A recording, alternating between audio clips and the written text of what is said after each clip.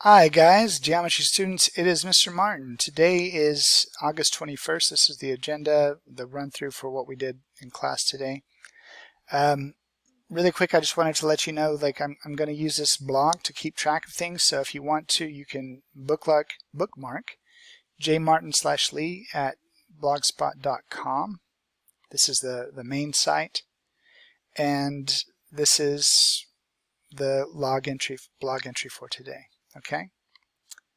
So, all right. So when we came in today, I asked everybody to kind of have 1 minute to visualize what their weekend would look like. Maybe have a great weekend. I know that this has been a challenging first week of school, but that's what I wanted you guys to do when we came in. The warm-up is on EdPuzzle. Now, guys, EdPuzzle, there's a link in. This is what EdPuzzle looks like. There's a link in your Unit 1. It says EdPuzzle Points, Lines, and Planes. So all you have to do is go into your classwork section, click on Points, Lines, and Planes, and this will pop up. Okay? This is the EdPuzzle assignment. Well, that's not what you see. But what will pop up for you, depending on what class you're in, is something that says a due assignment, and it says Points, Lines, and Planes. Now, you click on that assignment, and it's a video that asks you questions as you go along. Okay. There's closed captioning, so you can see that. You can see the words. If you have a problem listening because it's too fast, again, you can rewatch sections as you need to. Okay.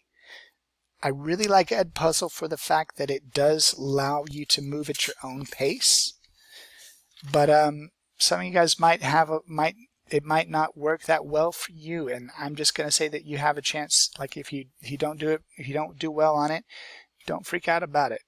Just see what you can get out of it. That's my best bet. Okay. The next thing I'm going to look at after the EdPuzzle assignment, there is the Savvis Easy Bridge. Now we talked about how to use Savvis Easy Bridge. I'm going to give a really quick run through on what that looks like.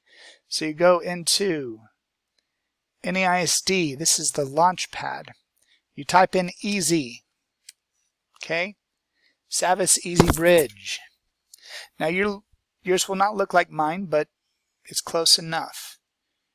When you get into here, you can click on the Realize, or you can click on the geometry book right there, and it will take you to something. Now yours is going to look different. It's going to look like it's going to have something that says assignments. It doesn't look like this, but it will have an assignment, and you just click on the assignment. Okay? There's two things that are assigned. Two things. The first thing that is assigned is the thing that says Math Excel for school practice. Okay? So you'll click on that one. This is what it looks like. I can well, it doesn't look exact. I can't really. It doesn't work exactly the same as for me. But you click on that assignment, and it will take you to a little pop-up.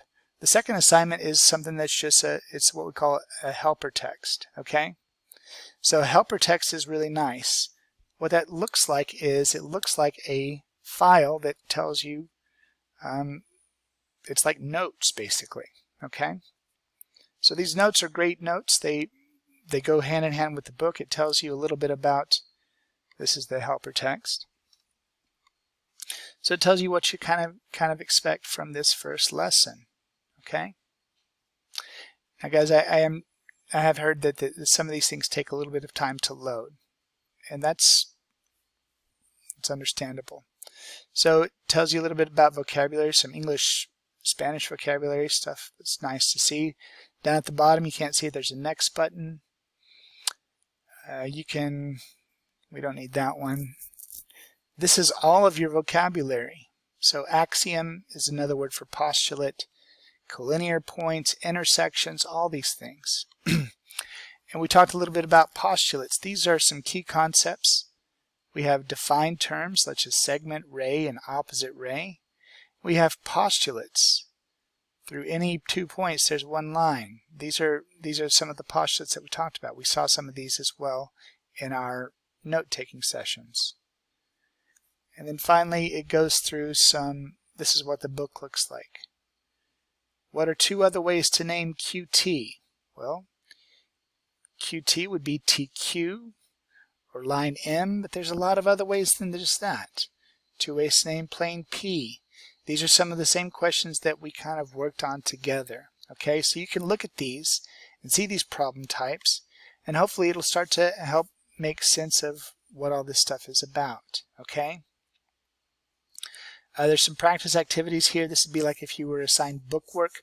We're not actually assigned the bookwork here. What I'm going to say is, like, we're going to go back to this previous page. The assignment itself is, excuse me, I clicked on the wrong button. The assignment itself is this one, the Excel, and this is what it looks like.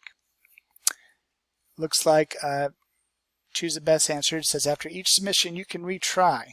Now there's 23 slides here. That's a lot of them, but some of them take a long time to answer and some of them don't. So if you click on something, you say, what are two ways to name this plane? Well, if I want to have help on this, I could view an example. It tells me it's represented by a flat surface that extends without end. A plane contains lines. It's named by a single capital letter or 3 points on the plane that are not on that line. Okay, so we have 4 lines here, and it tells us that KZ and X are on the same line. So that will not be used to name a plane, but I could use something with V.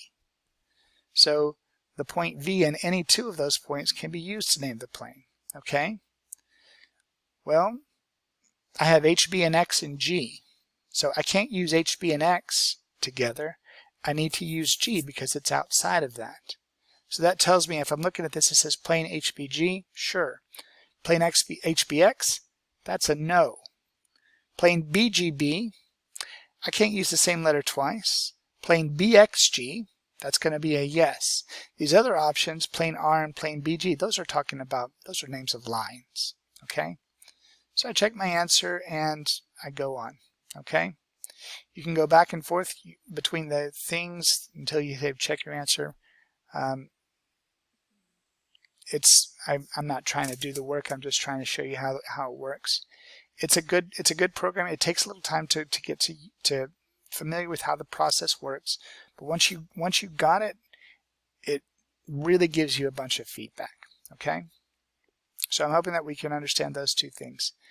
For the agenda, it tells you like to make sure that if you're having problems with any of this stuff, you just contact me. Okay?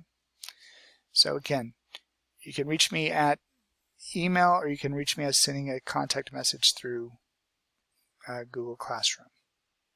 All right?